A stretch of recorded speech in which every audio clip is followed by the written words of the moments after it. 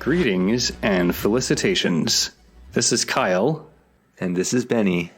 And you're listening to The Doctor Who Watcher. The show where I watch the Doctor Who movies and I tell you all about them. That's right, listeners.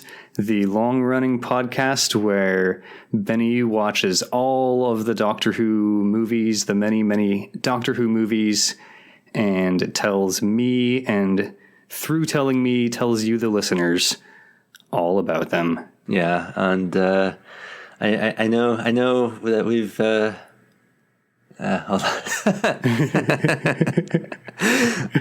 on. Yeah, it's nice to bring back the classics and remind our listeners of the podcast that they love so much. Yeah, totally. I did notice that you went with our classic intro. It's been a few episodes since you've done that. So, Kyle, what have you been up to? We're recording this in the first week of the new year, and I took this week off of work, so nice. Most of what I've been up to is sitting around, and I've played some Kerbal Space Program.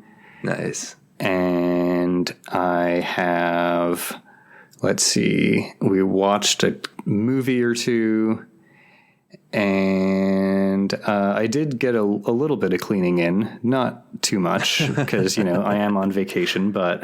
It's true. Yeah. My Kerbal game has actually been kind of exciting because I know you always like to talk about how your Kerbal game is going. It's one of our recurring bits on our podcast here. It is indeed, and in this installment, I've sent a few missions to Duna, which is kind of the Kerbal system's sort of equivalent of Mars. And it's the first time I've been to that planet, so that's been pretty cool. First time ever, like in all your many years of playing Kerbal? I think so, actually, because in previous times I've played, usually I start over. And in a lot of previous games, I've not really gotten even to the point of leaving the Kerbin system itself and its two moons. And then in the last time that I was playing before this current time, I think I started going to Eve rather than Duna, which is sort of like their Venus equivalent. I can follow that logic. Well, cool.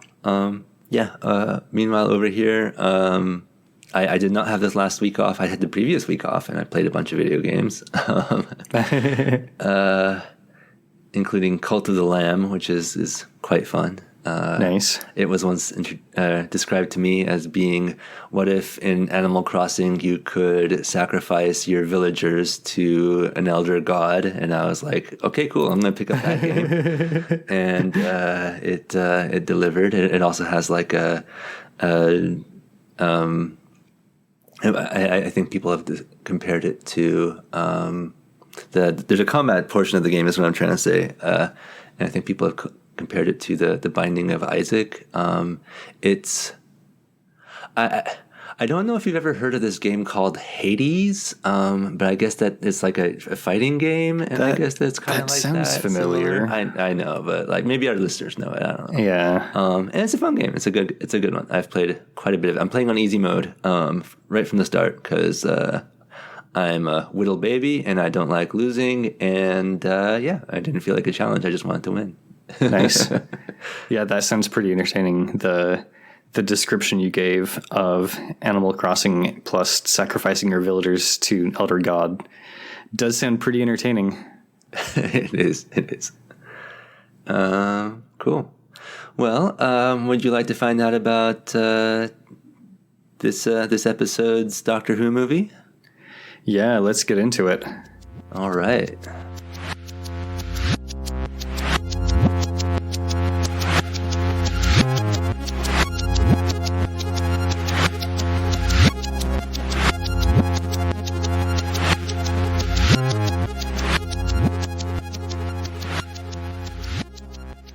So this one begins on an interior scene of a modern day house, modern day as of course, the 1960s.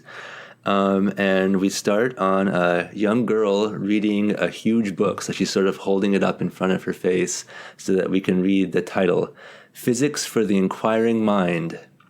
Nice. That sounds pretty entertaining. Yeah, it actually sounds like your kind of book, Kyle.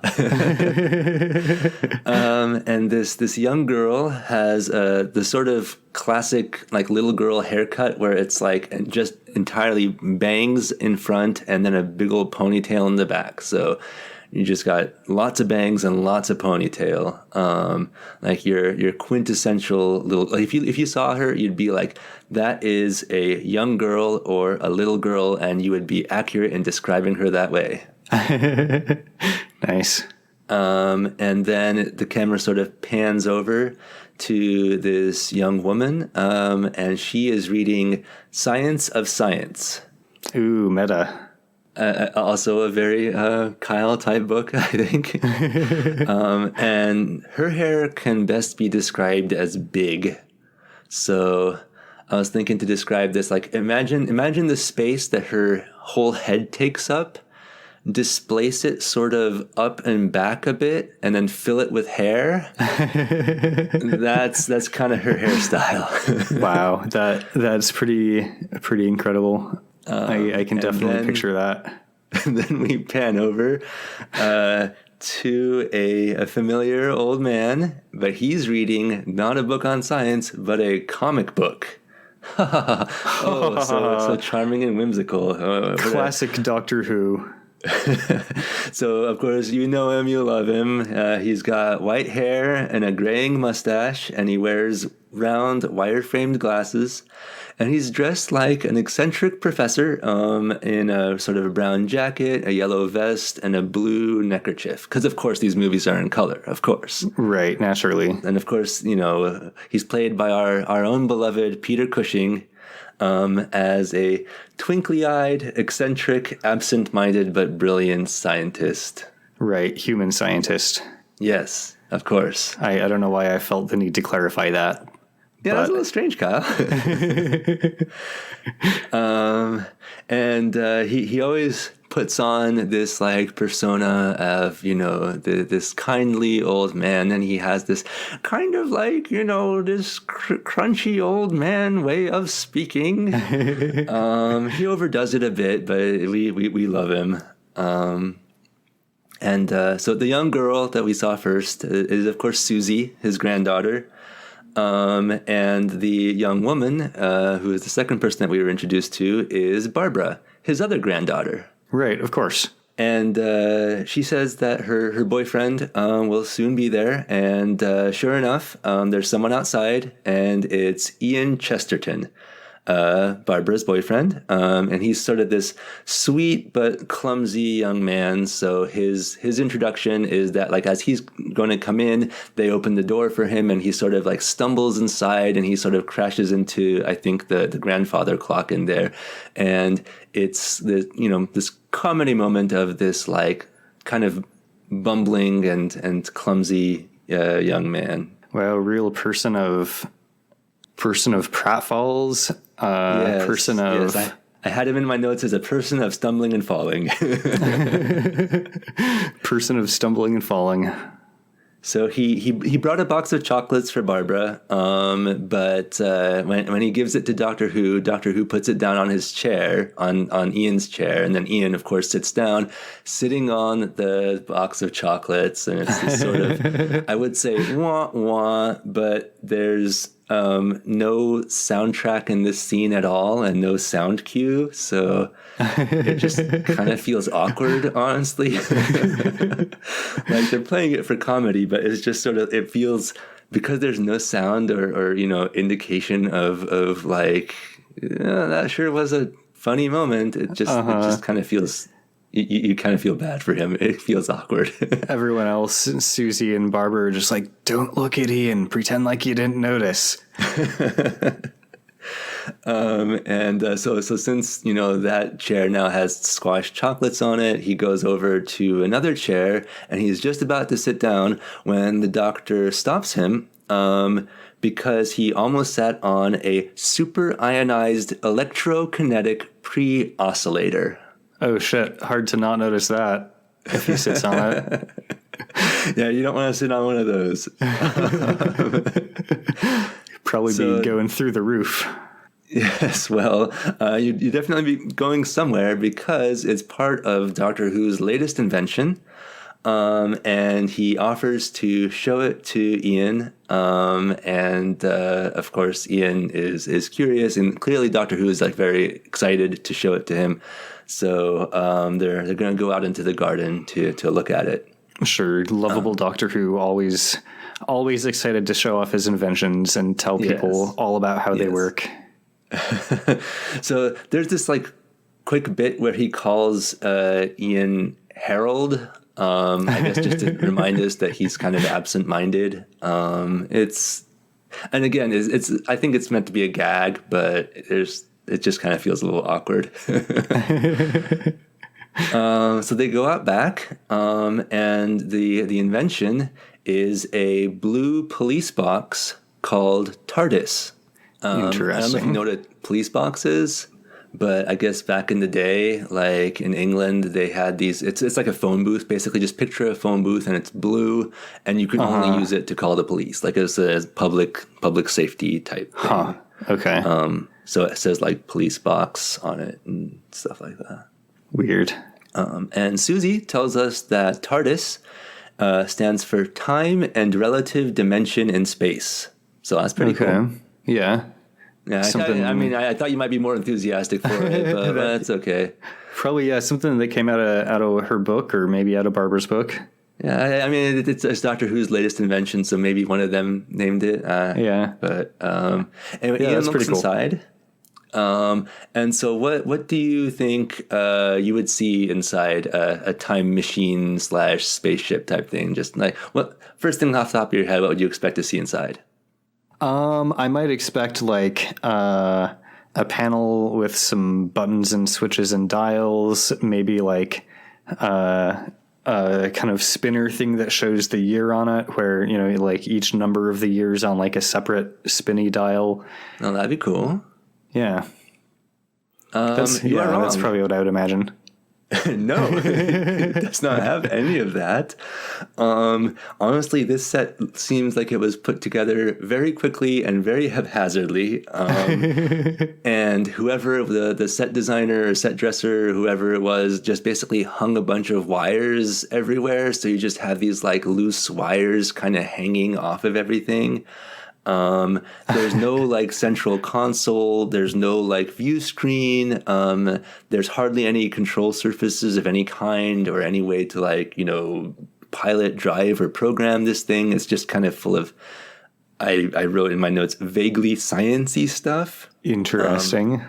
Most of it's made of clear plastic, and so you can see there's more wires inside, and just picture a bunch of wires everywhere, just like individual wires hanging on everything, off of everything. It's wire time. Huh. Yeah, I guess they had a budget for some copper. Well, there's one more thing I should mention. It's very significant that the inside of TARDIS is bigger than the police box outside of TARDIS. Oh, interesting. So, like, when you open the door and you go in, then this, like, wire full room that you see is bigger than the external appearance shell outside of TARDIS. And Ian thinks that's amazing, and he's like really super weirded out by the whole thing. So it's kind of like a reverse of the whole classic trope where you have a time machine that's exactly the same size on the inside as it is on the outside, like in Bill and Ted's Excellent Adventure. Yeah, like you would expect that, but you'd be wrong in this case. Yeah, classic Yeah, I wonder if Doctor Who got that idea of the police box, or sorry, the phone booth time travel device from Bill and Ted. What year was Bill and Ted? Anyway, not important. We can look it up afterwards. Yeah. And they're like, well, we can't just like straight up copy it. I know. Yeah. How about if the inside is not the same size as the outside? No one will notice. Hide your sources. So, of course, Ian is, like I said, he's still weirded out by this whole thing about being bigger on the inside. So Susie explains how it's possible. In electrokinetic theory, space expands to accommodate the time necessary to encompass its dimension. Okay, yeah, that makes sense. I can follow that. There you go.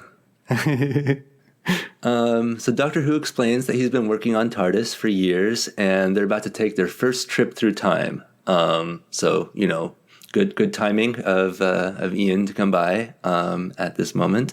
But Ian, he's not really that into it. He doesn't want to go time traveling, so he's a person of no particular courage, and he's about to leave. That makes sense. I mean, you have a chance to time travel. Yeah, I mean, You might as well stay home. yeah.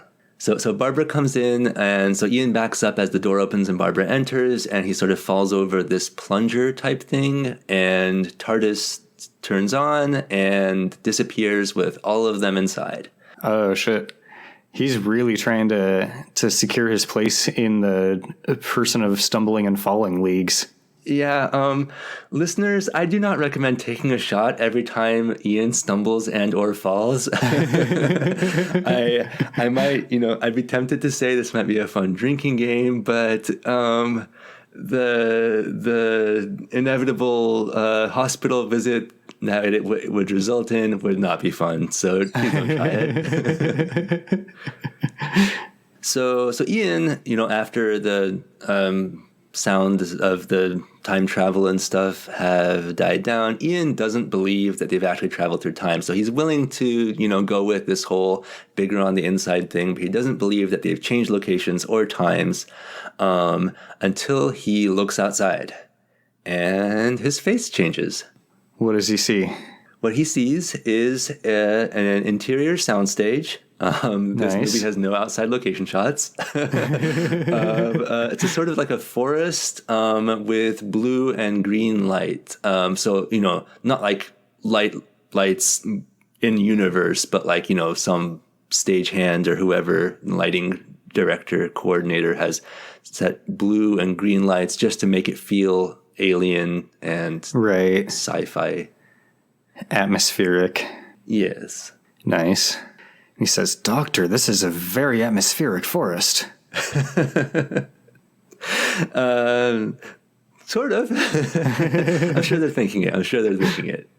So they all go outside and look around, and Doctor Who says there must have been an indescribable heat because the earth has turned to ashes. Sort of scoops up some of the ash from the ground, and we see that they're standing on ashes. Indescribable heat would do that. Yeah. I'm sure that you're already kind of speculating on what could cause such indescribable heat, and in this case, you might be right, but I won't reveal that yet. We'll learn that later. So Ian tries to lean on a tree branch, but it snaps, so he stumbles and he almost falls, but he doesn't quite fall. So our users can take a shot that time because he didn't fall. Yeah, you're more likely to have a fun time if you take a shot when he doesn't fall. Did I say our users? I meant our listeners. They're using our podcast by listening to it. The consumers of our content. It follows. So Doctor Who says it's a petrified jungle, and it's most interesting. Nice. So Ian wants to go home. He's not interested. It's not interesting to him. But Doctor Who says it's a chance to learn about an interesting planet. He wants to stay and look around. If Ian was reading a book in the opening scene, it would have been history of sitting in this chair for the past 5 minutes. Yes. So Susie, of course, calls Ian a coward. Because we're all thinking it, you might as well say it. Yeah, that's fair. So she calls him a coward and says that she's going to go investigate. And so they all go, and they look around. They're walking through this forest, and Susie spots a flower. Everything else is kind of like gray, I guess, because it's been petrified. It's rock, but this is kind of a pinkish reddish color, the flower. So she picks it and she lets Ian smell it, and Ian starts to smell it when suddenly Barbara screams from off screen. So Ian sort of shoves the flower back at Susie and crushes it. Oh, shit. And she's bummed. So they go to see why Barbara screamed, and they see a scary monster. So it has 4 legs. It's kind of lizardy shaped, and it has this big frill around its neck, like nice, like a rubber dinosaur toy from the old timey times. It's about the size of a good, like not a huge dog, but a pretty nice big dog, and it looks pretty fierce. Nice, sounds cool. So Doctor Who picks up Susie because she's scared, but as he's like scooping her up, he sort of bumps into a tree, and the tree falls over, which causes Ian, of course, to stumble and fall into the creature, which breaks. It just sort of falls apart, revealing that it was also petrified, like the trees in the forest. Oh, interesting. A nice petrified giant lizard. Yes. At this point, Susie says, "Grandfather, look!"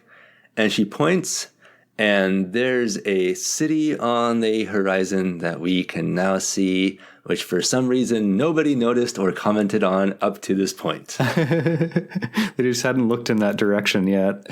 Exactly. Is this city like a matte painting or like a model, or what do we have here? I was a little nervous that you'd ask that because I know you're a fan of both models and matte paintings, as am I. And honestly, I tried to look and tell. I think if I had to guess, I would say a model. But I'm not 100% sure because, you know, this is a movie from the 60s and the resolution is not great and we don't get a great look at it. It's like through some trees. So I think that the camera's more focused on the trees than the forest, if I remember. Or you can't see the forest from the trees. No, it's focused more on the trees than the city. So yeah, I couldn't say with 100% certainty, but I think it was a model. Right on. Susie and Doctor want to investigate the city, but Barbara and Ian want to leave. So they decide to go back to TARDIS at this point. Both Barbara and Ian are pretty nervous at this point. If it was just Ian, I'm sure they wouldn't care. But the fact that Barbara is also kind of like she's also reached her limit, they decide to go back. So on their way back, Susie spots another flower sort of off a short distance away. And so she leaves the group. We're already splitting the party. Nice. She leaves the group to pick the flower. As she does that, she hears a crunching noise, and a moment later, a hand reaches out from off camera and seems to punch her shoulder, but she no-sells it like a monster heel in a squash match against local talent and runs off. Awesome. So this is kind of a weird shot. Because, like I said, it seems like someone punches her because, like, this hand comes in, like, quickly from off screen, and we get this, like, punch sound effect, like Biff. But I think it was supposed to be that this hand is like reaching to grab her and she just like runs off before it can grab her. And I think that some overeager sound person just made it sound like a punch. I don't know. It's hard to say. Interesting. Well, I guess you can headcanon it either way, listeners. Yes. Maybe Susie's just a badass. So it cuts to back on TARDIS, and the group is talking about what Susie saw when there's a knock at the door. So they're all scared / cautious, you know, some degree, some more than others. Ian obviously completely soiling his trousers at this point. Mm-hmm. So rather than opening the door to look outside, they decide to check the scanner. And so I said earlier, there's no main view screen, but sort of off on the side, there is this little smaller screen. And so they turn that on and it's this black and white view of the outside. So it sort of like pans around and all we see is trees. It does them no good whatsoever. Nice. Good thing they turned that on. Exactly. So Ian says he doesn't want to know what it was. He just wants to go home. And so Doctor Who says, certainly. And he pushes one single button on a random device that's like a clear plastic half dome with wires inside and randomly sized colored bumps on the outside. So I know you love your cool sci-fi tech. It's anyone's guess what the heck that one was supposed to be. Yeah, sounds so he like pushes one button on it. brilliant user design or user interface design. And then Ian pushes the plunger and nothing happens. Oh, So Doctor guess Who they should says, push a different random button. first we'll try the fault locator. Oh, that makes sense. See if you can locate the fault. Exactly. That's what you do with the fault locator. So the fault locator, it looks kind of like this sonar display, and it's even making these like boop, boop, boop type sonar type pings. Nice. The Doctor Who sound design does love their pings and boops. And sonar. And so Doctor Who says, K7, the fluid link. Cool. So they go over to the fluid link, which has all these like cylinders that seem to be full of like a silvery liquid. And one of them, I guess, was jarred and needs to be refilled with mercury. So Doctor Who says they should check the city because that's the most likely place where they're going to find mercury. So sounds like he's going to get to investigate the city after all. That makes sense. It's totally not dangerous at all to have a bunch of mercury laying around. Yes. So they leave, but when they do, they see that there's something outside. There's this like long, narrow box a few feet from TARDIS. Barbara says, "Be careful." And there's this tense moment where Susie runs up and grabs it, and everyone sort of braces for an explosion. And Ian, is completely cringing at the imminent explosion, but nothing happens. Everything's fine. So they look inside the box, and it's full of 4 vials of this kind of pinkish liquid. And Doctor Who says it looks like some kind of drug. Nice. Party time tonight. I know. But we know that what they're looking for is mercury, which is silvery, and this is full of a pinkish liquid, so it's not going to do us any good. It's a lucky thing that this is in color, and so they just leave the box. They're not going to bother with it. And the next shot, they've seem to have teleported inside the city. It's just from this shot outside TARDIS to now they're in the city. Nice. But don't worry, there is a transition. Doctor Who says... It was a steep climb, wasn't it, Susie? So... Classic Doctor Who technology of talking about the thing rather than showing it. Saves money, saves time. Just like our English teachers always said, tell, don't show. Yep. So they're walking around inside the city, and I think they're meant to be like these abstract artworks around, and they're sort of abstract shapes, spray painted gold. And the floors and walls and doors all have this kind of teal and salmon color scheme. Nice. I'm into it. It is not nice. No. It looks horrible. It's hideous. But it's sci-fi. Well, it certainly doesn't look like anything someone would consciously, decide to have on Earth. So Doctor Who is kind of out of breath as they're walking around, and Ian says he doesn't feel so well himself. Person of feeling not very wellness.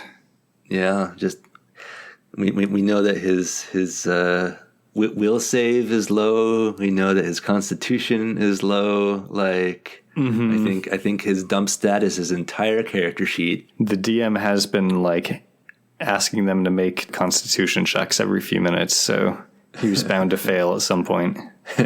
Sooner than later, it seems. Right on par with this sweet old man. So they split up to find some laboratories to look for mercury. So Susie goes off with Doctor Who, Barbara goes off by herself, and Ian tries to leave, but the door that he chooses doesn't open. Man. So he walks up to it, he knocks on it, doesn't open. He sits down on a nearby statue's base, and the door opens. So he stands and tries to go through, and the door closes again. And this kind of goes on for longer than necessary. He sits down, the door opens, he gets up, he tries to go through, the door closes before he can. Anyway, I think it's got to supposed to solve be the puzzle, funny. my friend. Yeah, it's like a one-step puzzle, but clearly it's just too much for Ian, and there's no like soundtrack or sound cue to tell us that this is supposed to be funny or to put us like in a funny mood. So it just kind of feels cringe, and yeah, kind of awkward. And because you'd expect it to be like a da-dum da-dum da-dum da-dum or whatever type of like wah wah or something, but nope, just dead silence, just us and Ian and this door, and yeah. I mean, it's one thing when like the player is fun and cool and they're playing a character who's like kind of cringe, but when the player themselves is kind of cringe and like can't figure out the very simple puzzle, then that does get a bit uncomfortable and awkward. Yeah. Anyway, we cut to Barbara, and she's walking around in the world's ugliest orangish pink corridor, and along the walls there are these kind of like cameras on stalks. There's multiple, and they follow her as she walks. And then it cuts to Doctor Who and Susie, who find Ian, and he's still struggling with the doors. And it cuts back to Barbara, and she's walking down this corridor, and then the doors close behind her and in front of her, and she screams. Of course. So you will not get as drunk as you would if you took a shot every time Ian falls down, but this is our second scream already from Barbara. So the others run to try to help, but of course the door is closed that they try to run through, because that's the closest one to where the scream came through, the one that Ian was trying to get through. And so Doctor Who, of course, having a better mind for puzzles, he has Susie sit on the pedestal while he and Ian go by the doors and when they open, and then he tells Susie to run as fast as she can through the doors while he and Ian holds them, and they're able to hold the doors open long enough and all three of them get through. Nice. I guess in Ian's defense, it is a puzzle that's much easier to solve when you have more than one person. But I'm sure there's like a statue or something that he could have like pushed around onto the thing. You're very kind, Kyle. You're a kind man, kind person. So they all make it through the door, and they hear this weird ongoing sci-fi noise. It's a little hard to describe. And they go to investigate it, and they find, they walk into a room that's full of all these monitors above the door that leads out, and then there's another wall kind of along the side of the room with a bunch of like instruments and panels and stuff going on. Nice. And honestly, this is, I think, the coolest set that we see on the show. Like the instrument wall is kind of this horizontal cylinder with these flat sides, and on the flat sides are the various instruments. So the instruments aren't even like all just flat against the wall, but some of them are like sloped up a bit if they're on the top part of the cylinder, or like sloped down a bit if they're on the bottom part of this cylinder. It's pretty cool. Yeah, that's kind of fun. Like I'm actually kind of into it. Clearly, they had some budget and they had to spend it somewhere. I guess this was one of the places they decided to spend their budget. So Doctor Who finds a Geiger counter as one of the instruments on the among these instruments on the wall, and it shows that the air is heavily irradiated. They all have radiation poisoning, and they have to get out of there as soon as possible. Womp womp. Womp womp. And Ian says they can't leave before they found the fluid link, but Doctor Who admits there was nothing wrong with the fluid link. That was just an excuse he made up because he wanted to explore the city. Nice. Good one, Doctor. So Ian wants to get out of there, but they can't. There's a dramatic chord, and the camera pulls back to reveal these strange robotic creatures. Cool. Kyle, I know you're a fan of robots. These are a little unusual looking, but let me describe them to you, and you can tell me what you think. So, most of them are blue and silver, but one of them is red and silver. They're all shaped roughly like salt and pepper shakers. Interesting. And they've got these 2 red lights on top of their heads, kind of like ears or eyes, I don't know. And they have this nose-like stalk with a camera on the end. So, if they had a head or a face, it would be kind of like nose level, I guess. And then they've got these 2 arms emerging from the center of the robot. And most of them have one zappy zap arm and one arm that's a long stick with a plunger on the end. But a few of them, instead of the plunger, have this like grabby claw. Nice. Yeah, I'm into it. Yeah. Okay. And they're about people size. Nice. Yeah, I'm not sure if I prefer the plunger arm or the grabby grab arm. I guess it's pretty cool. Yeah, it depends on what situation you have. Yeah. So we find out later what they're called, but I'm going to go ahead and tell you now. These are Daleks. Daleks. Nice. I think I've heard of that before, actually. With a D. Yeah. So a door opens, and a black Dalek and another blue and silver Dalek enter. And the black one says, and I'm going to try to do the voice because I think it's important that you understand what Daleks sound like. Cool. You will move ahead of us and follow directions. This way. Nice. So, yeah. Yeah. Dalek voices. Cool robot voice. I am into it. That's fun. Listeners, Benny did a great job of the Dalek voice. Guess what Ian's reaction to all this is? To shit his pants and run away. Well, I could say for certain that he does one of those things. He runs away. But the Daleks emit this sort of fire extinguisher spray from their zappy zap arms, and he, say it with me now, he falls down. So the Black Dalek says he will recover shortly, and it orders another Dalek to search Doctor Who. The other Dalek happens to be one of the ones with a grabby grab, and so it reaches its grabby directly at the fluid link, grabs the fluid link, and takes it, and that's the whole search. So it has searched Doctor Who. It must have rolled like a 20 on its investigation check to go straight for the fluid link. It was very quick. It was very, very efficient, I should say. The DM's like, yep, there's exactly one item on this person that you care about, and you have it now. Yes. So they get taken to a cell where they find Barbara. Nice.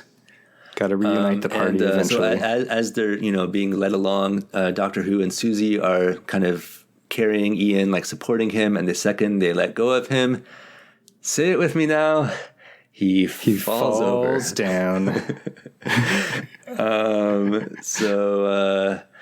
But they all like check in with each other, and they say that they all feel weak and giddy. And Doctor Who tells Barbara that they're all super irradiated. I suppose that makes sense. Didn't know it made you feel giddy, but I suppose that's better than nice. Feeling weak and shitty. Yeah, it might not be so bad to be like incredibly irradiated. It gets a bum rap.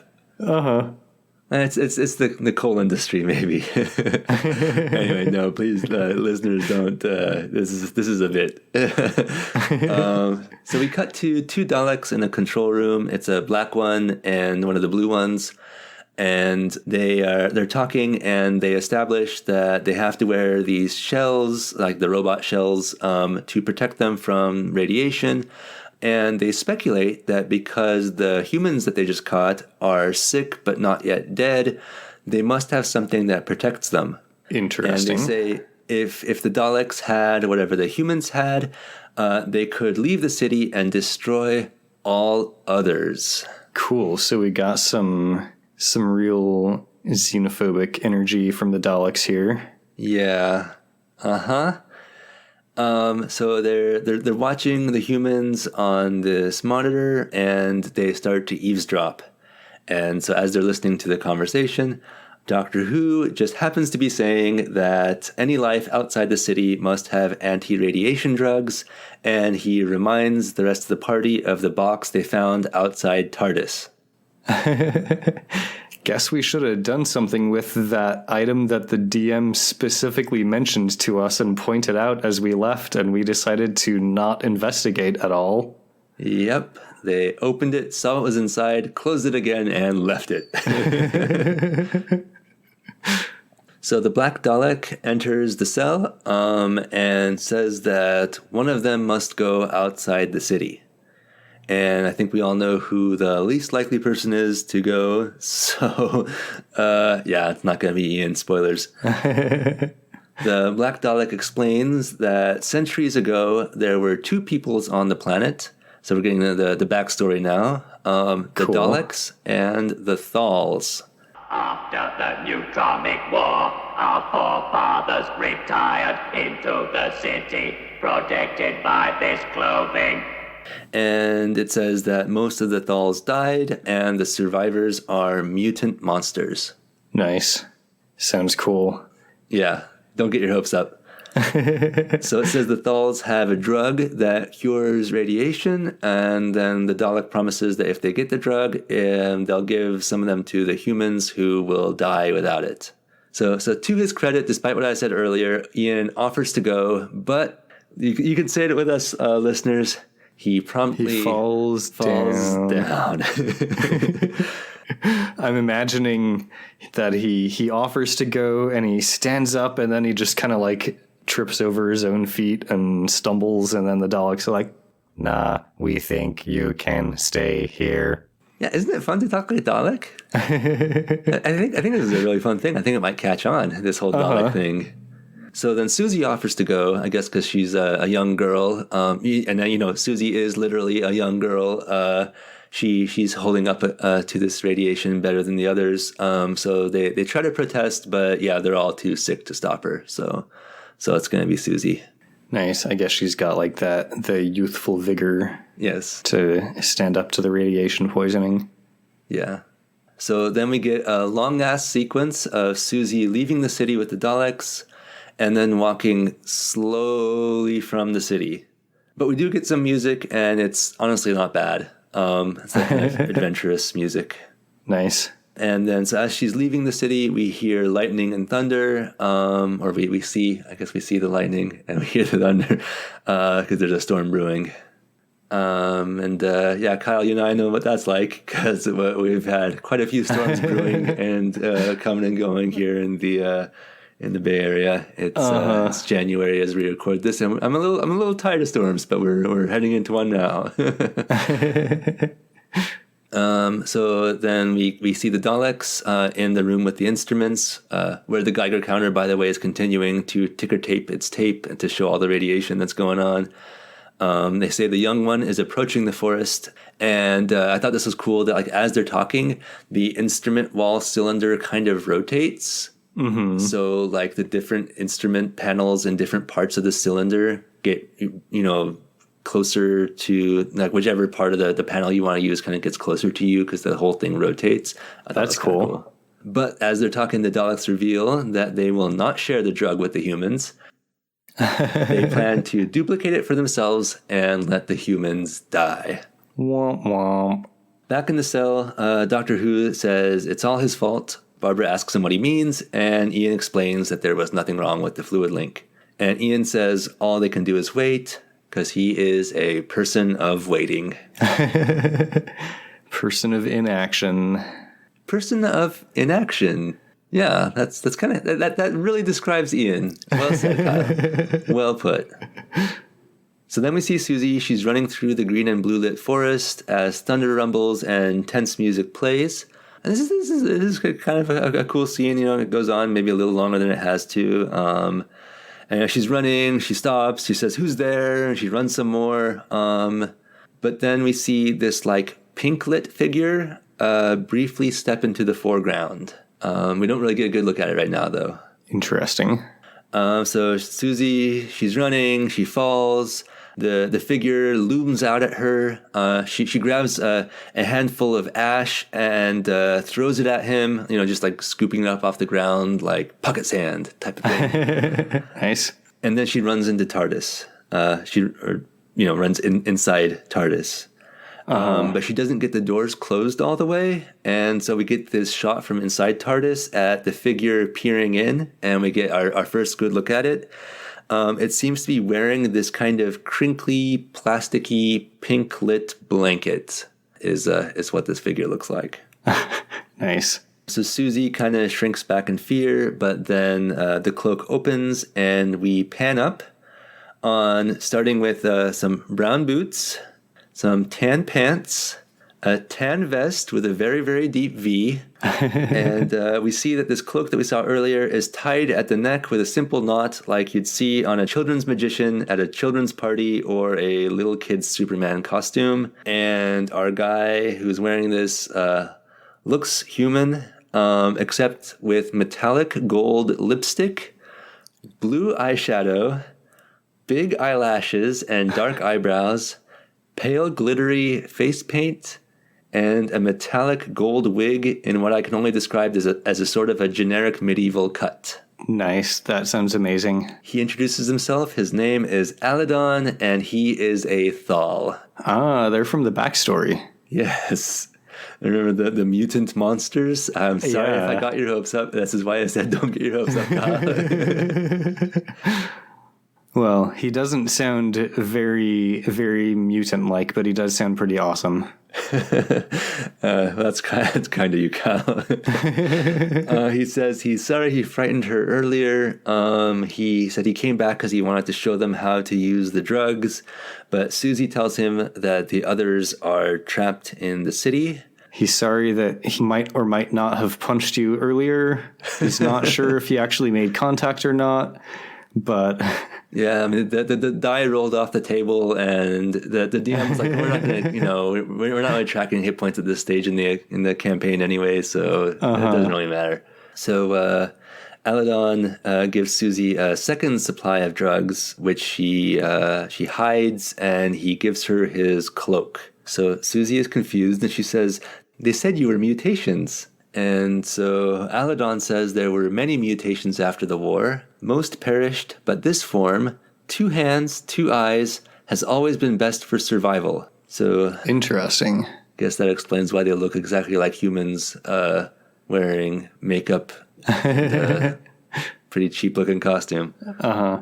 So they are actually mutants. It's just Yeah. that they mutated into humans wearing cheap sci-fi makeup. Very convenient for a studio on a budget is trying to make a movie out of it. So Susie says, But they called you monsters.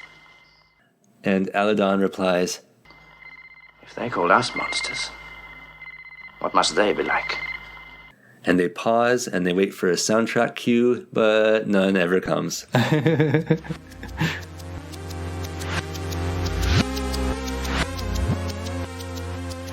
Where should this cat plan? Stern saloon eggs are failed at the zip flam bro. When's in there for yells it? Where shit gully food in the green through the Sack not will pan out with running it ever us valfing the web bro. Lammy ya bro, I deem just not out in the when's the other we up gully fit. Sack not biggest it, scoffy. And so Susie returns to the city. We see her in the instrument room, and she's got the cloak, and she tells the Daleks that she didn't bring anything else. And they have her stand on a platform with this kind of giant flashlight head that gets lowered above her, and it reveals somehow that she's hiding something. There's like this brief shrieking sound, which I guess means that she's hiding something. Honestly, it might have come from Susie. It's a little hard to tell from the angle. And so she shows the Daleks the box of drugs that she, was going to smuggle back. But the Daleks say that she can give the drugs to her friends. Oh, that's nice. I do not know why. And so, we cut to the cell. She gives the drugs to the others. They all take the drugs. And Susie tells them about the Thals. And we see that the Daleks are watching them on the monitor. And so the Daleks say that now that they have the drug, they can make it for themselves. The Red Dalek says that they will rid themselves of their protective machines and move beyond the city limits and destroy the Thals. So, like, they have to like periodically remind us what the Daleks' master plan is. This isn't the last time. They want to take the radiation drugs, remove these robotic shells that they wear, and go take out the Thals. Just in case you happen to start watching this movie like 25 minutes in or like 50 minutes in or Yeah, they're very thoughtful that way, I guess. So the Black Dalek says that they will offer the Thals food and kill them when they come to the city for the food. And their plan is that they'll have Susie write the message that the Thals do not suspect. That's pretty devious. Yeah. Invite him to a deadly barbecue. Yes. So the Red Dalek brings them some food and some water, and he asks for Susie, saying that they're going to help the Thals, which is what they wanted to do. So he says, like, that's what you all wanted to do, right? But Ian wonders, how do the Daleks know that they were going to want to help the Thals? Like, have the Daleks been eavesdropping? So Ian, he did notice one thing. He did one thing right. Yeah, I guess that's enough for this adventure. He can relax for the rest of it. Yes, he's earned his XP at the end. So back in the instrument room, Susie's writing a message with the Black Dalek, and on the table where she's writing this message, there are these 3 lava lamps. They're just lava lamps. I guess they thought it looked sci-fi or whatever. Daleks like lava lamps. So the Black Dalek is dictating the message, and it's saying that the Daleks only want to help and be friends. And the Green Dalek is like, dude, have you ever just stared at the lava lamp for a while? It's funny that you should mention a stone Dalek, Kyle. We'll get to that later. So, meanwhile, on the monitor, we see Doctor Who kind of looking straight at the camera, which is, the camera in their cell. So they've discovered how the Daleks were watching them. And then once Susie has finished writing the message, the Black Dalek reveals that all they wanted was the message. When the Thals come from the food, the Daleks will destroy them. So once again, you gotta repeat your plan as often as possible. Right. You definitely gotta tell your plan to your prisoners who probably don't really want to help you. Yes. So they take Susie back to the cell. When the heroes are all back in the cell, because Doctor Who found the camera, Susie climbs up onto Ian's shoulders and pulls the camera off the wall. Nice. Screw the surveillance state. And then we see the Daleks. They're planning something. The Red Dalek asks if they should exterminate the prisoners. I guess it just felt like using that word for some reason. Yeah, that's kind of an odd choice of terminology, but okay. Yeah. And the Black Dalek says that the humans have been useful once and they may be useful again. First, they will exterminate the Thals. So I said earlier, I don't know why they bothered giving the humans the anti-radiation drugs. I guess because in case they were useful later, maybe. I guess, yeah, just in case. You can always kill them later. And then we see the Thal camp, where there's a bunch of Thals. The costume department didn't have a lot of ideas when it came to Thal costumes. They pretty much are wearing variants of what Aladon was wearing. So all the Thal men are wearing clothing in shades of yellow, tan, and brown. Pretty much the same thing Aladon was wearing. And then the Thal women wear a sleeveless shirt and a skirt in the same colors. They all have metallic gold wigs, except for the women's wigs are slightly longer. And there is one older Thal man who has a metallic silvery wig. Oh, nice. Gotta indicate who the elder Thal is. Yeah. It's also honestly just to help us kind of keep track of who's who, I guess. that Thal will be having dialogue, I guess.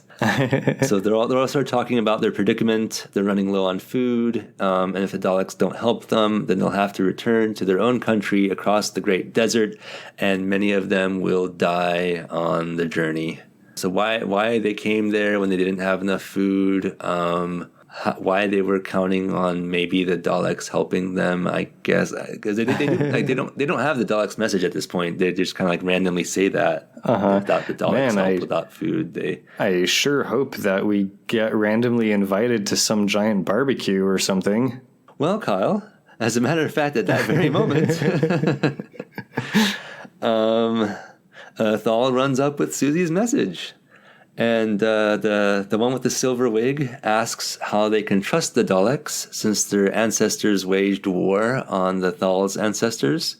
But Aladon, I think it's Aladon. It's honestly a little hard to keep them to tell them apart. But I think it's Aladon who says that was a long time ago, and these new Daleks want to be friends. And besides, I think this is Susie's handwriting, so clearly it's trustworthy. There's no possible way the Daleks could have asked her to write it for us and not have been true. Kyle, you may be surprised to learn. In fact, it is a trap. But yeah, we've been told, I think, twice already that it's a trap. So we should know by now that it is a trap. So back in the cell, Doctor Who realizes that the doors, walls, and floor are all metal, and for some reason this helps him leap to the conclusion that the Daleks' weakness must be somehow tied to that. So I guess there's apparently a familiar odor when they move, and Barbara says that she's noticed it too, and Ian says it's like a fairground with the Dodgem cars. Ian's like, it wasn't me. Well, it's apparently... yes. Ian's like, you're the one who cooked beans. Well, hold that thought as well, Kyle. So Dodgem cars is, I guess, the UK equivalent of bumper cars, in case anyone was wondering what that is. So Susie recognizes it as ozone, which is made by electric power. And so Doctor Who says that, incidentally, we should all clap and appreciate Susie, because I think that this might be the one and only time that all that science knowledge that she and Barbara apparently have from all those books that they read will have any bearing on the plot. Nice. I guess they remembered that this is supposed to be an educational show for half a second. Yeah. Doctor Who is an educational movie. So Doctor Who says the Dalek power source must be static electricity, and they say if they can insulate the Daleks from the floors, they should be incapacitated.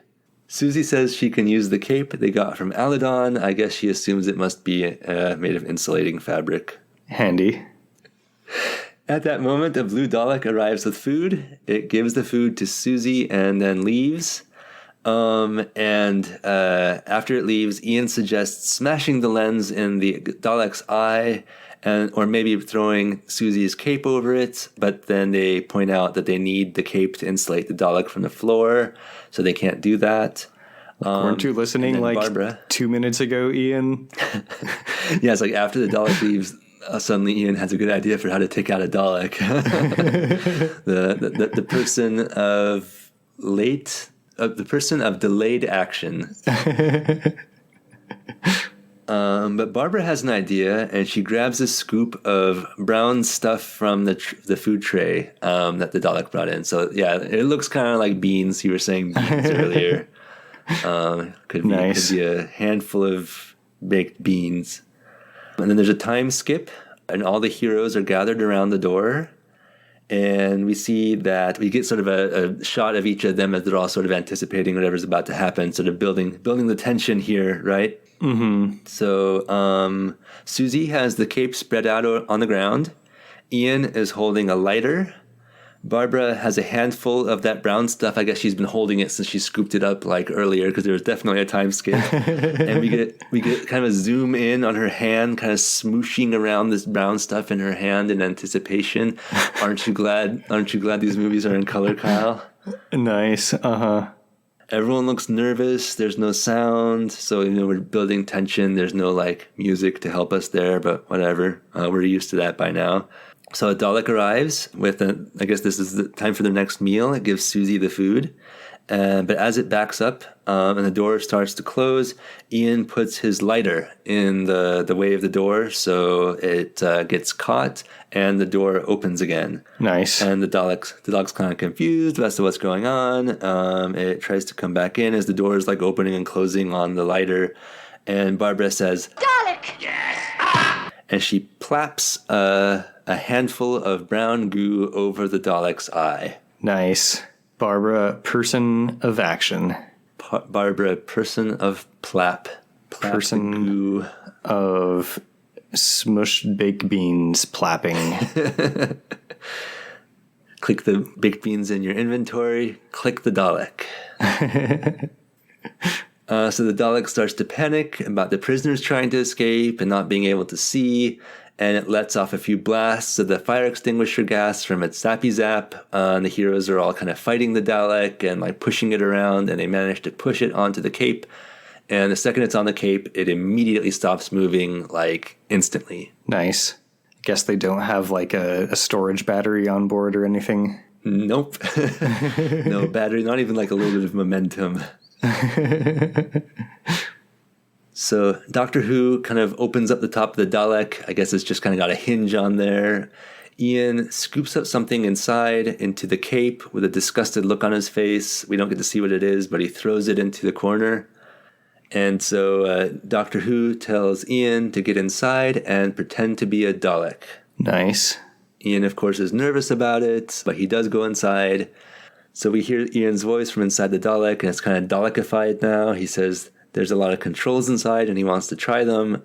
But Doctor Who says not to. They'll just push the Dalek shell along. That's probably safest. You don't want to, like, be accidentally fire extinguishing your friends or something. Yeah, especially for such a bumbling buffoon as Ian, right? Yeah. So they leave. They're sort of, pushing, pulling along Ian in the Dalek shell. And as they leave, we get a shot of the cloak in the corner, and this kind of slimy green and gold hand emerges from under the cloak. Nice. So I guess this is the hand of an actual Dalek itself. Yes, and it's kind of left to our imagination as to what the rest of the Dalek looks like. Nice.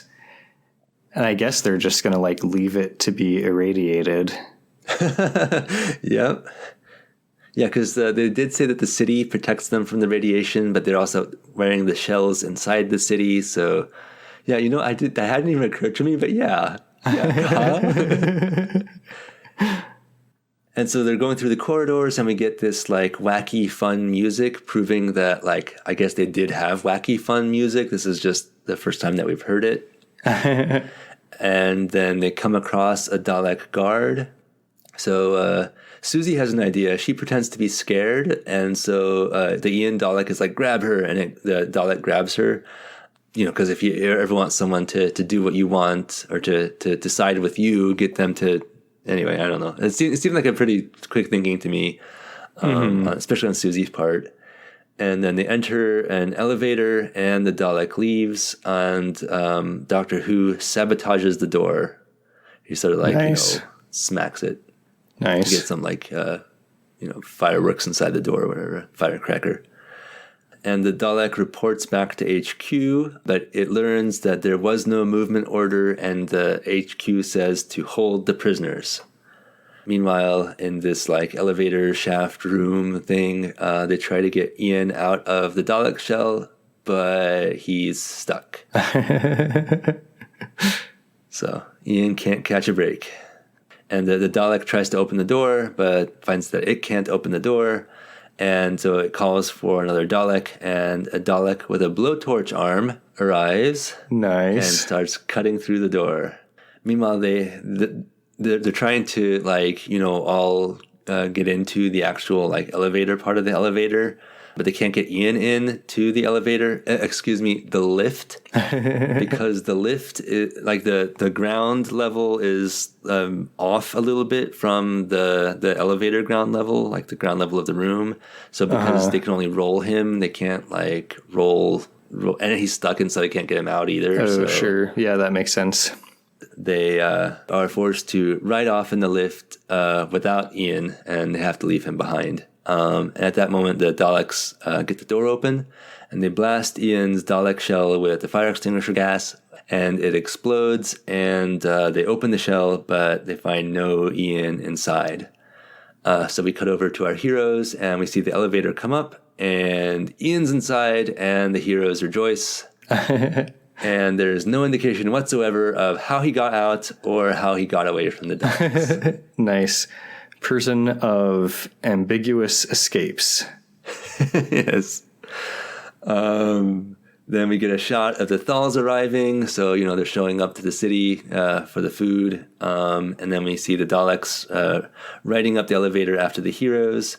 But Ian grabs the control panel from the room that they're in and drops it down the elevator shaft onto the elevator and presumably stopping it. We hear the sounds of stuff falling on stuff. So nice.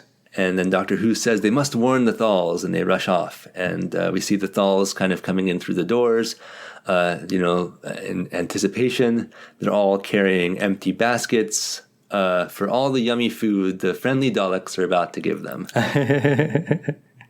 In the instrument room, which is, handy that they're using this set because it's the coolest set, the Daleks have all piled up what looks like if Duplo created fuel cans. So nice. Whatever mental image that gives you. And presumably that's the food that the Daleks are going to give them. So the Thals all go inside, and the silver-haired Thal stops them and enters kind of cautiously. He motions the other Thals forward, and they're about to enter the room just as Doctor Who enters through another door shouting, "It's a trap! Go back! Run!" Then a bunch of Daleks come out, and the silver-haired Thal gets double extinguished by the red Dalek and a blue Dalek and falls down. The other Thals all drop their baskets and flee back the way they came. Dang, so they're not even going to go home with empty baskets. They're not going to bring home food in baskets. They're not going to bring home empty baskets. They're not going to bring home baskets at all. So our heroes duck back inside the doorway they came through, which I may have mentioned was a different doorway than the ones the Thals used. But in the next shot, we see them fleeing along with the Thals. So I guess the editors decided to save us a bit of time. The corridors connect just a little ways down. There you go. So back at TARDIS, Aladon thanks Doctor Who for the warning, and Aladon doesn't understand why the Daleks tried to kill them. Doctor Who says, "You are different from them, and they are afraid of anything different. And what people are afraid of, they try to destroy." Yeah, I suppose that tracks. We did establish that the Daleks are xenophobic. Yes. Insert your modern political joke reference here. So Doctor Who says that he wants the Thals to fight the Daleks, but Aladon says they are a peaceful people. And Aladon says that they will survive somehow, I guess. So Doctor Who bids them goodbye, and our heroes get back into TARDIS. And then we cut back to the Dalek city, and the black and red Daleks are watching a monitor that shows some Daleks in a room. And remember what we said earlier about the stoned Dalek? We hear, "The drug of the Thals has been duplicated." And they say they're going to test it on the Daleks on the monitor. Then we cut to TARDIS. Yeah, I don't know why. Instantly, this happens, I think, even more than I am letting on. But there's a lot of scenes like this where there's two things happening at once, and unnecessarily we cut back and forth between them.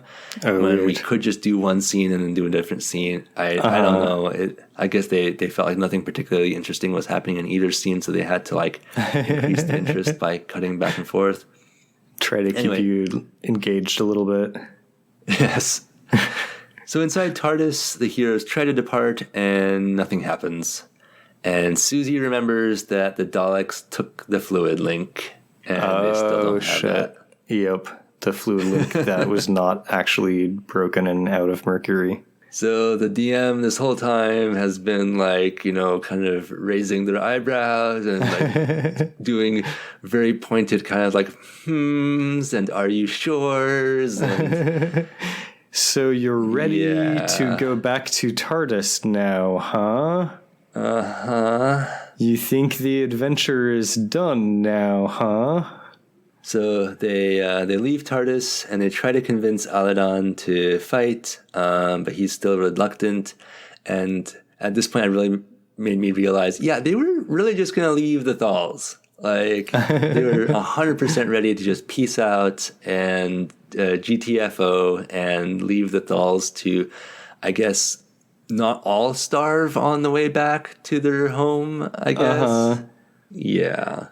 There's like, well, yeah, Aladon said it'd be cool, so... So, Aladon is still reluctant to fight. Then we see the black and the red Daleks. They're watching the Daleks on the monitor, and they're saying, out of control, help me, as they scoot around uncontrollably. And they realize that they won't be able to use the drug of the Thals after all. So the whole getting the drug from the Thals and replicating it plot, it came to nothing. Bad trip. Yeah. But they have a backup plan. Nice. They're going to explode a neutron bomb, irradiating the whole planet to the point where not even the Thals with their drug can survive.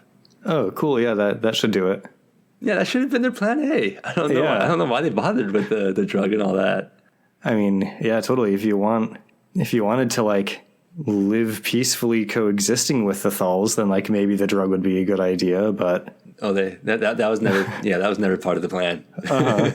Either plan. So back at the Thal camp, Aladon shows Doctor Who kind of a softball-sized white D8 inscribed with the writings of the history of their planet. nice.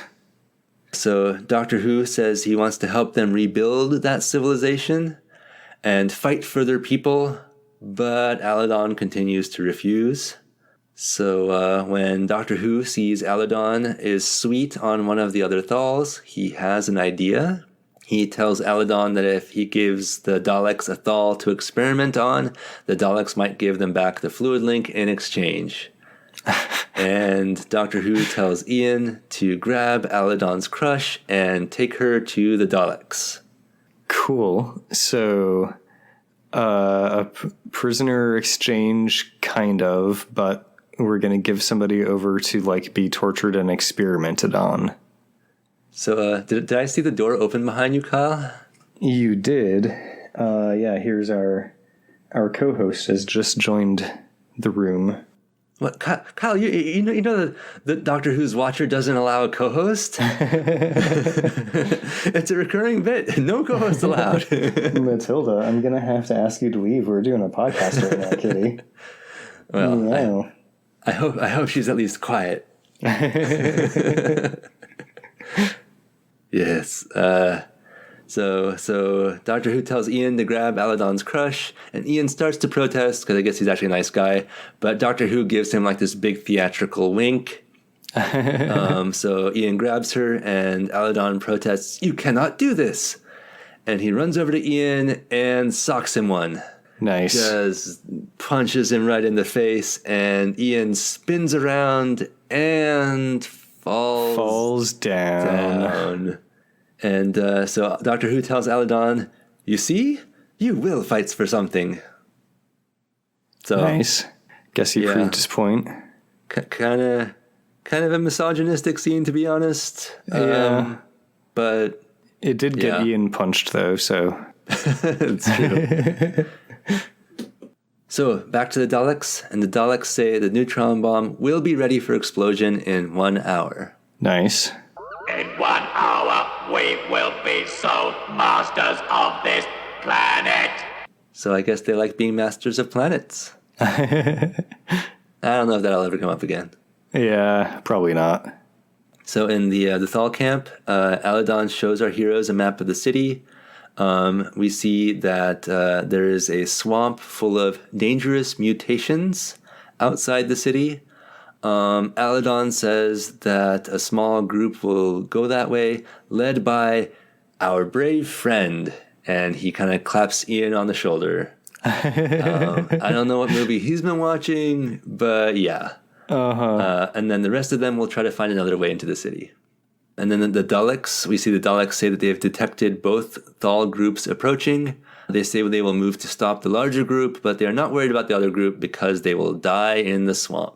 Oh, yeah, that makes sense. Just, let's not pay attention to them at all, because they'll probably just die on the way here. Yeah. Then we see the swamp, and one of the Thals that's going with Ian and Barbara is already nervous, but another one of the Thals tells him to be quiet. So they're walking through the swamp, and after about 30 seconds, Barbara asks for a rest. So they all stop, and Ian starts to wash his face in the water. He even submerges his face in the water, and they were told, they were told in the previous scene that they were in that the swamp is full of dangerous mutations, and my dude is literally sticking his whole head under the water. And he sees something scary under the surface, and we just, from his facial expression, we know it's scary. We don't actually see what it is. Then one of the Thals says that there's water pipes. They can see water pipes running under the surface of the water, and Barbara points out that must be where the Daleks get their water from, if there's water pipes. Makes sense. So most of them head out. They're going to follow the pipes. One of the Thals remains behind to fill the water bags. As they walk along, one of the Thals gets stuck in the mud, and Ian and Barbara kind of pull them out. That's it. That's the whole scene. I guess it's a little tense or whatever, but I don't know. So then we hear a scream from the Thal who is filling the water bags, and the group hurries back, but all they see is the water churning and no sign of the Thal, and they leave. Well, one down, several to go. Yeah, two more Thals and Ian and Barbara. He was just an NPC. Yeah. I mean, it's like in Final Fantasy Tactics, some of your characters are like Lady Agrias and stuff, and they matter, and you care about them, and some of them are not. You don't. And yeah, I should mention that the water is crystal clear. You can clearly see the water pipes and the sand along the bottom, and it's about 2 feet deep. So yeah, where that Thal went or what happened, I don't know. So back at the Thal camp, we see Doctor Who making plans with Aladon. And despite the Daleks saying earlier that they detected a large group approaching the city, we see that the Thals are definitely still in prep mode. And they've got a campfire going. Everyone's sort of sitting around. They're not approaching any city yet. Nice. Daleks are like, yeah, we see a large group of Thals preparing to make plans to think about approaching the city. Maybe they approach the city, then they stop to make camp, and they're going to go back to approaching the city once they've had a nice sit down. Yeah, they got close to the city, and they're like, oh shit, we haven't had a long rest in a while. Let's recharge you don't need a long rest. You got your full HP. So Doctor Who says that he wants a way to approach the city without being detected. Aladon says, But you're a man of science. Surely you can think of a way.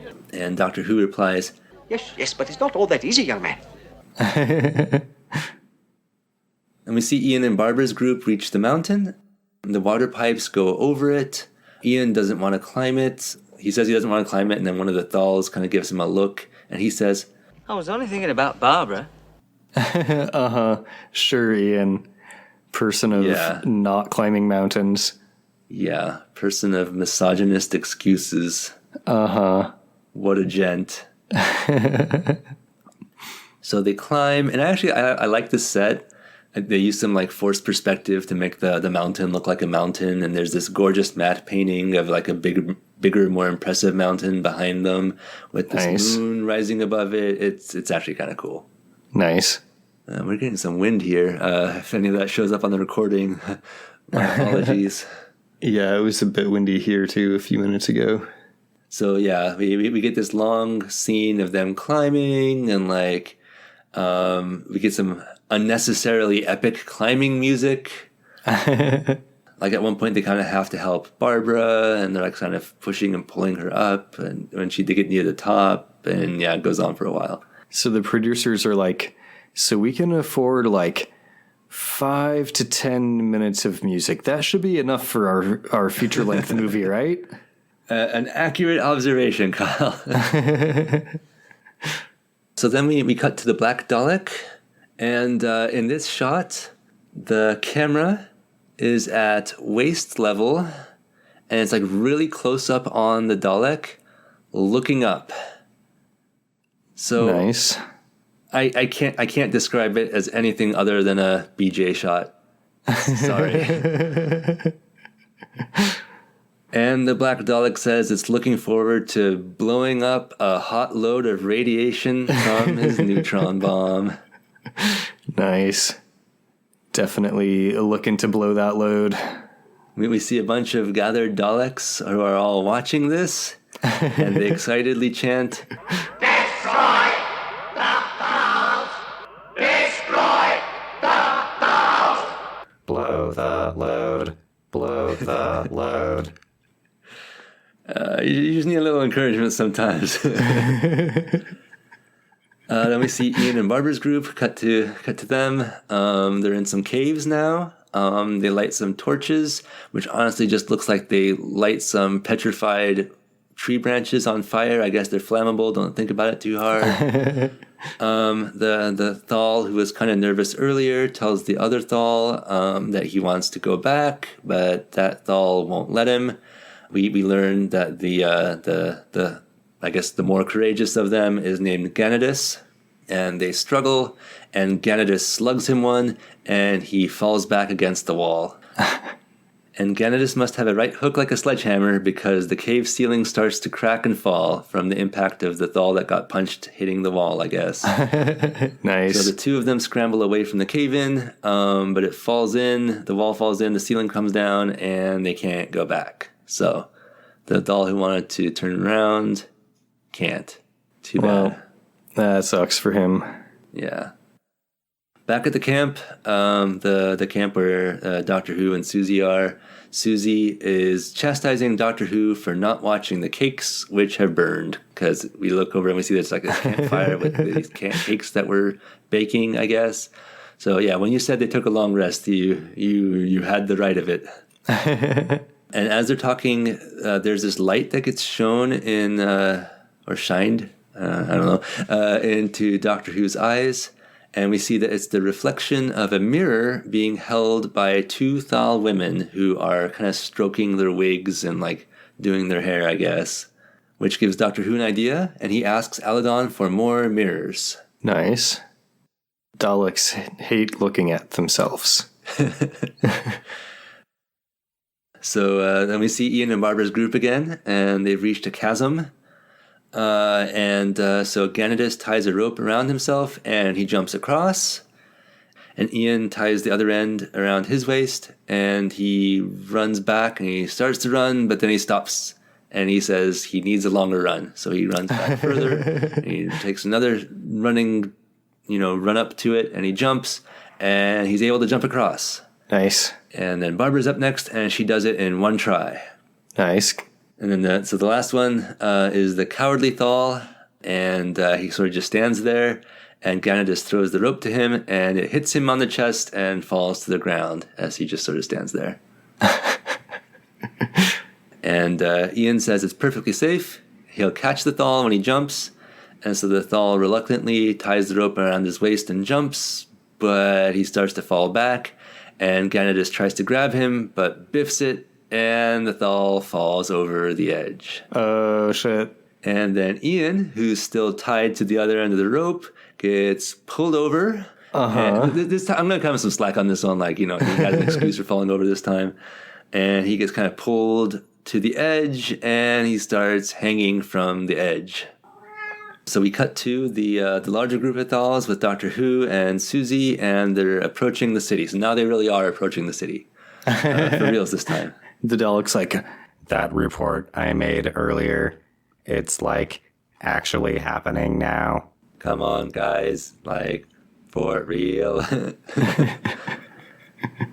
So the group, they all have mirrors. I don't know why the Thals have shit ton of mirrors. Like, they barely seem to have any supplies or equipment whatsoever, but apparently everyone's got a mirror. They all have these lovely, metallic gold wigs, and I guess the way they keep them looking so shiny and sparkly is, anyway.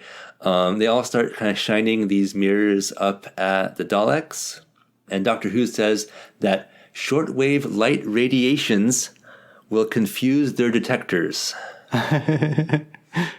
so if we like shine a flashlight in their eyes, then they'll get confused.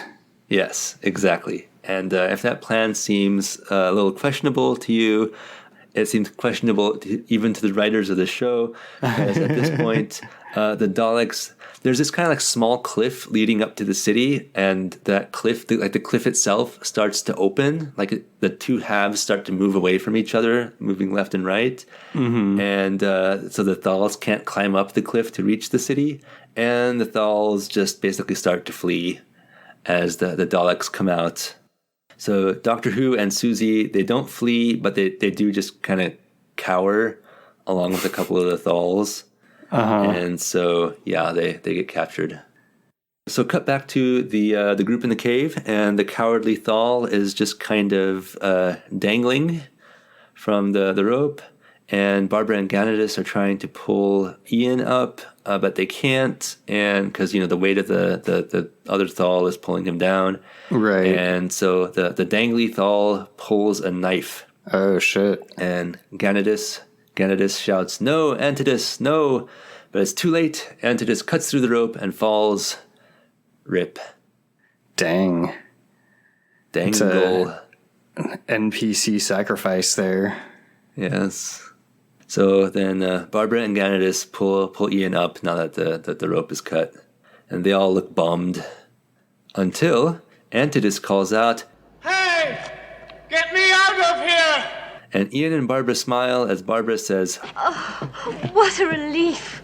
So, in movies, when like someone dies, but they sort of pulled a punch, like when Chewie blows up in The Rise of Skywalker, and it's like, oh no, it's okay, Chewie's fine. And then like, 5 minutes later, yeah. It's kind of cheap. Kind of a fake out. So I guess the fall just wasn't that bad. I guess. He's like, don't you know Thals are like squirrels? We can't die from falls. That's a real thing. Our body hits terminal velocity at a speed that's too slow to damage us. Yes.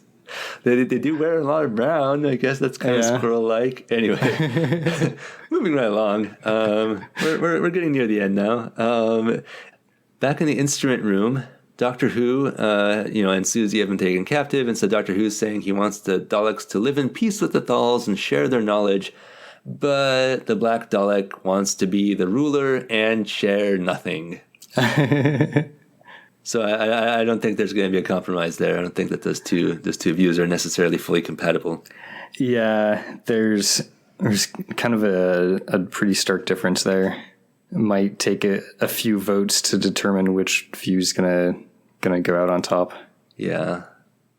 So the Black Dalek orders the Red Dalek to start a countdown, and the Red Dalek starts counting down from 100 while staring at a big countdown timer a foot from it. And back to the large group of Thals who fled. They're all looking demoralized. They're sort of regrouping back by TARDIS when Aladon stirs them up with a 10-second rousing speech. I didn't time it, but it lasted about 10 seconds. And now they're all fired up again. Nice. So we cut back to the instrument room when the Daleks and Doctor Who and Susie, and the countdown has reached 68, which is almost nice. And Doctor Who offers to tell the Daleks about his machine for crossing time and space in exchange for them not exploding the bomb. But the Black Dalek doesn't believe that they actually have a time machine. That's fair. If I was the Black Dalek, I don't know if I'd believe that either. Yeah, someone named Doctor Who told me he had a time machine. I don't know if I'd believe him. But Doctor Who says that the component that they took from him earlier proves that it's a piece of a time machine, so he must have a time machine, and I guess that's kind of compelling. So a helpful blue Dalek goes and gets the fluid link, because he referred to it, so they have to go get it, I guess. Uh-huh. And the Black Dalek, who's now on board, says they will use Doctor Who's machine to conquer other planets. Nice. So, he's a go-getter. Yeah. Why conquer just this planet when you can conquer all sorts of planets? Yeah. So Ian and Barbara's group, meanwhile, has reached the city, but there is this kind of barred gate separating the caves from the corridor.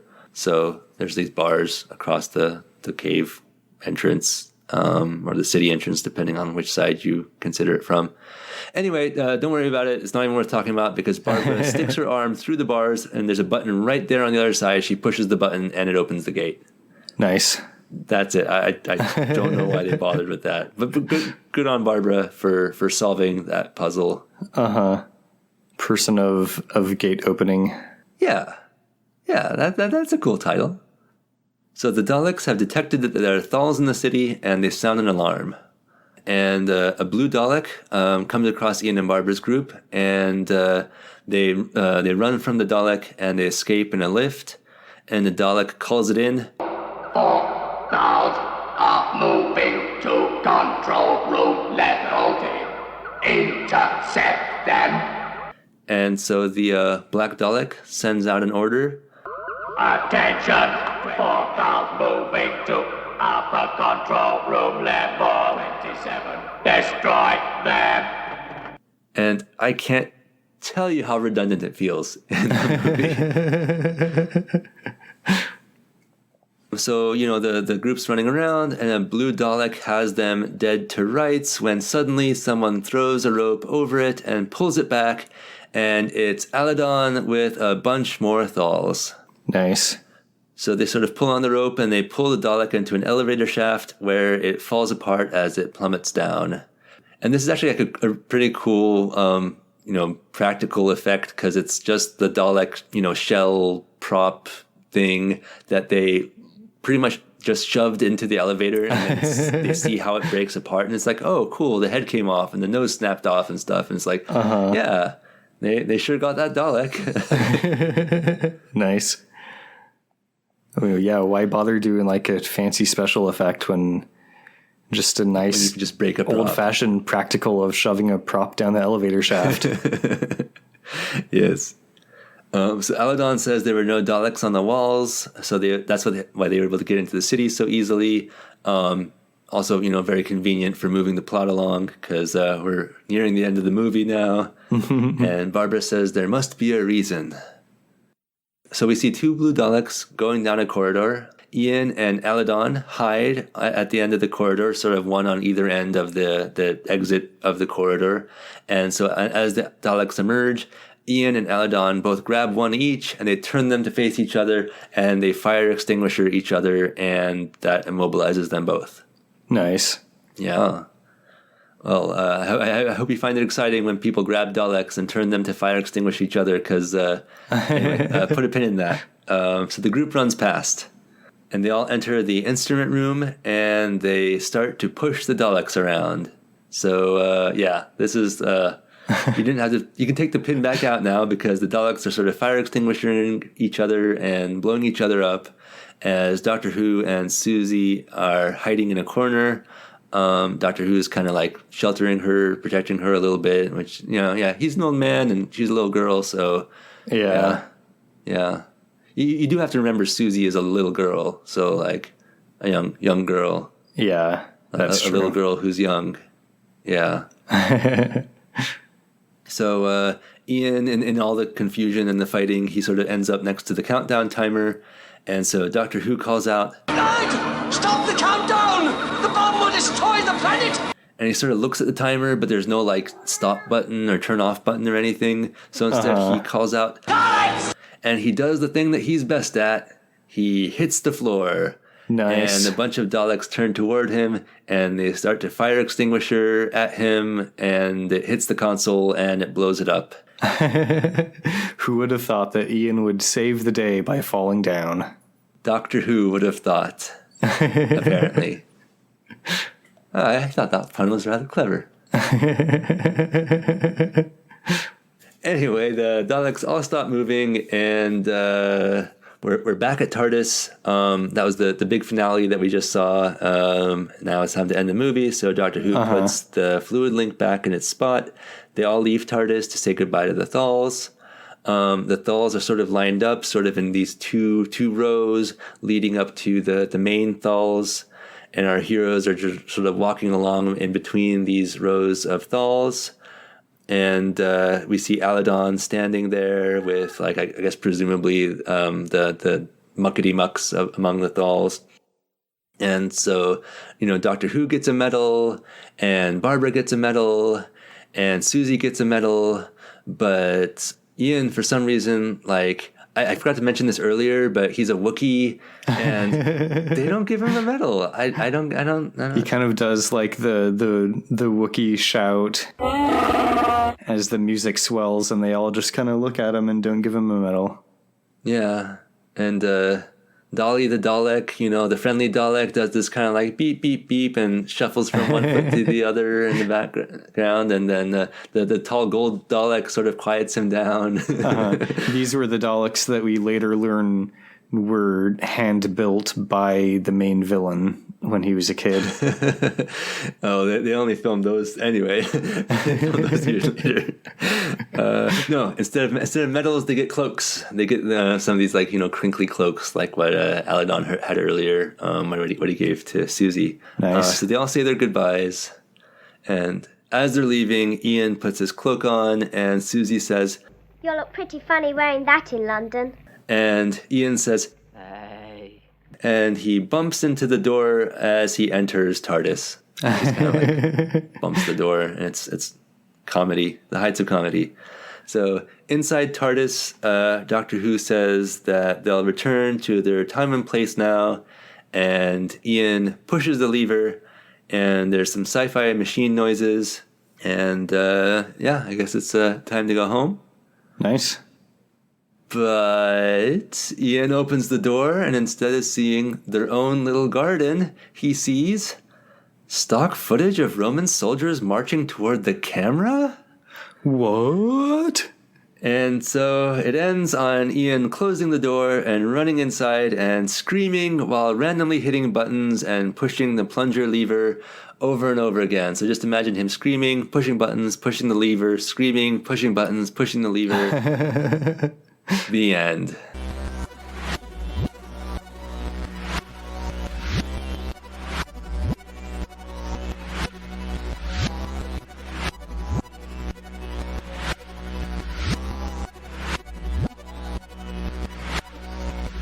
Meanwhile, the DM's like, dude, I'm burning through adventure modules here. You got to pick one.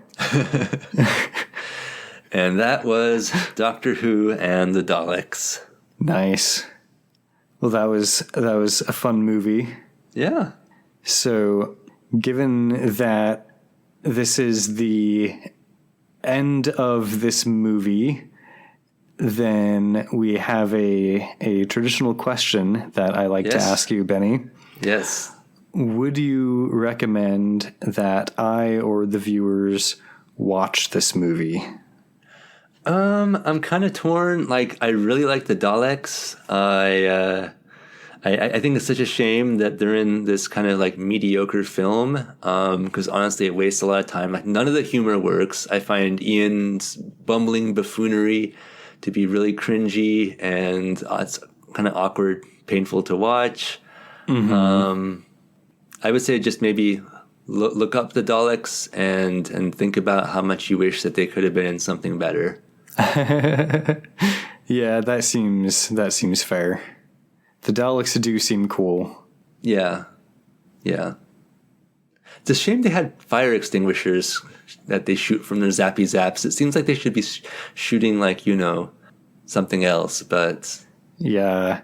Like there could be like some cool effect that they do with the film or something to make it look neat. Yeah. But, oh well, missed opportunity, I guess. Yeah. All right, well, listeners, I guess we'll see you next time. But Don't worry, because the next one is actually, I'll give you the title now, as we always do. Daleks' Invasion of Earth 2150 AD. Oh, nice. So, another Dalek one. Yeah, the Daleks do return. Somewhat awkward title. Daleks' Invasion Earth 2150 AD, but I guess that's what it's called, so we'll see you then. Bye. Bye. Or do we end it on a bye-bye? See you later. See you later.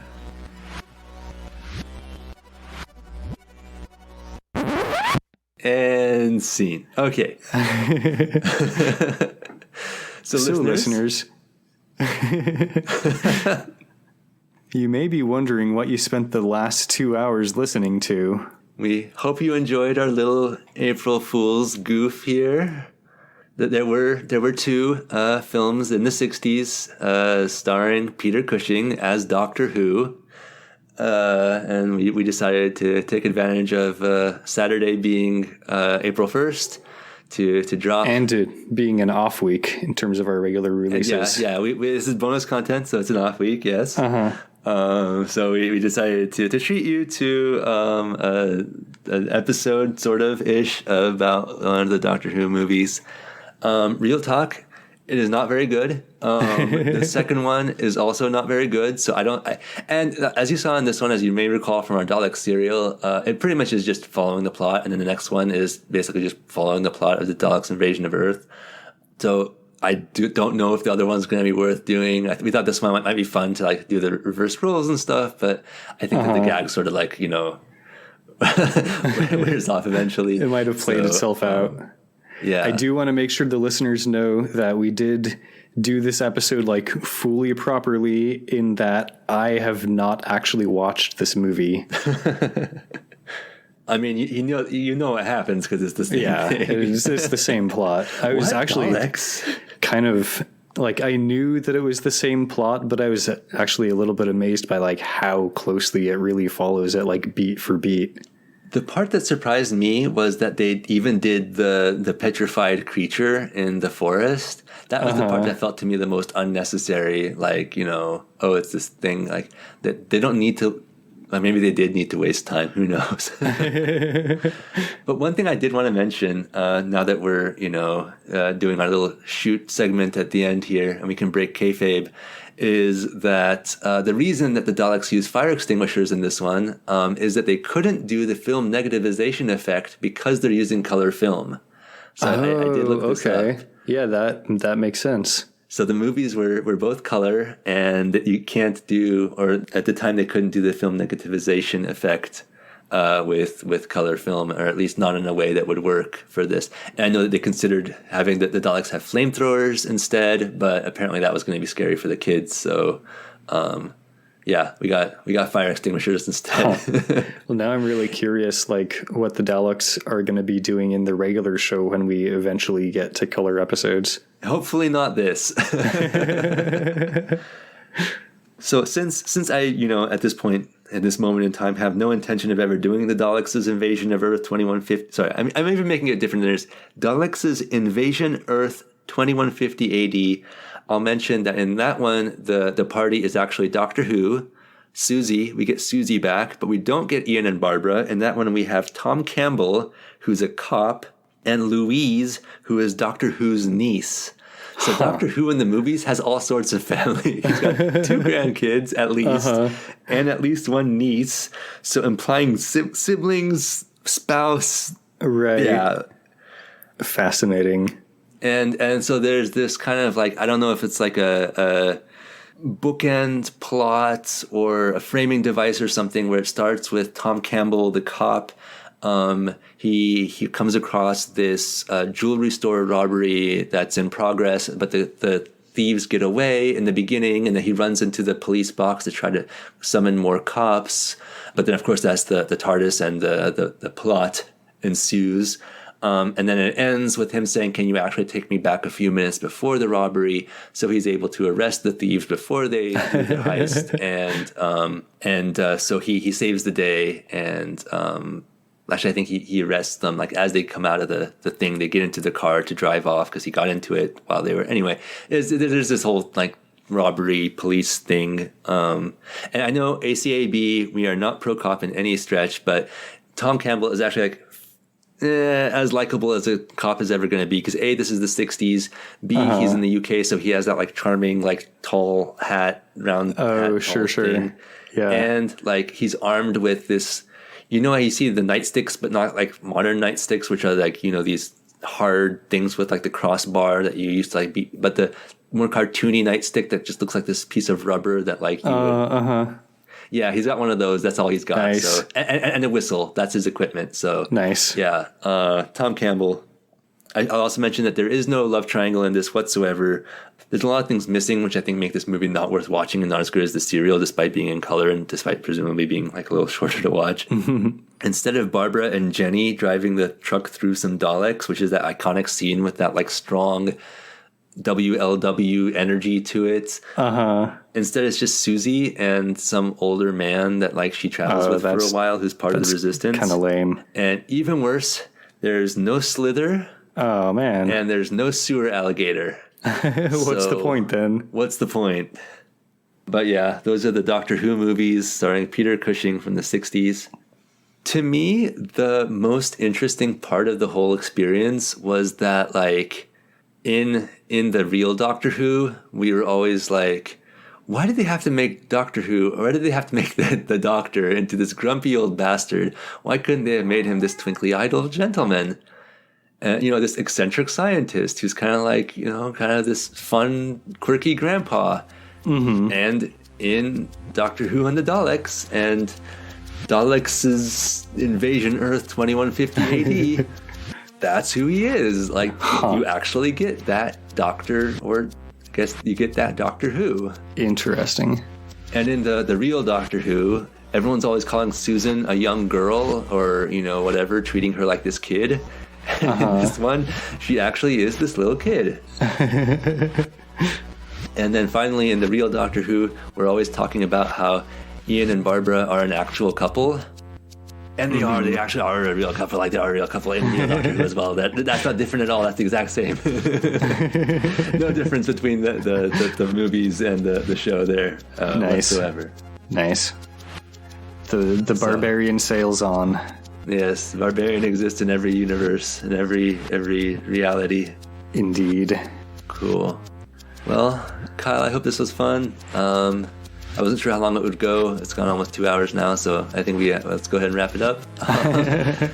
Hope this was interesting for you listeners. Let us know. You know, you can always email us at The Doctor's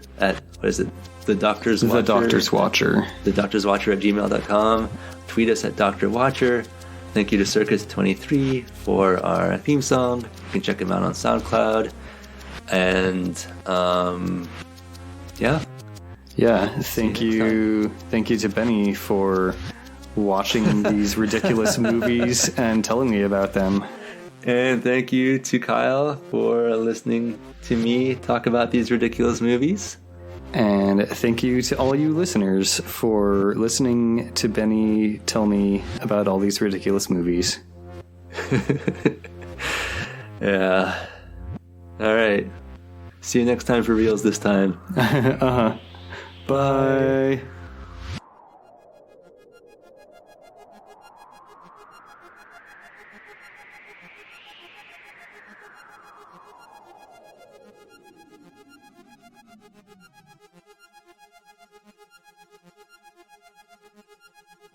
And at that moment, Blue Dalek arrives with blue. You make this look so easy, Kyle.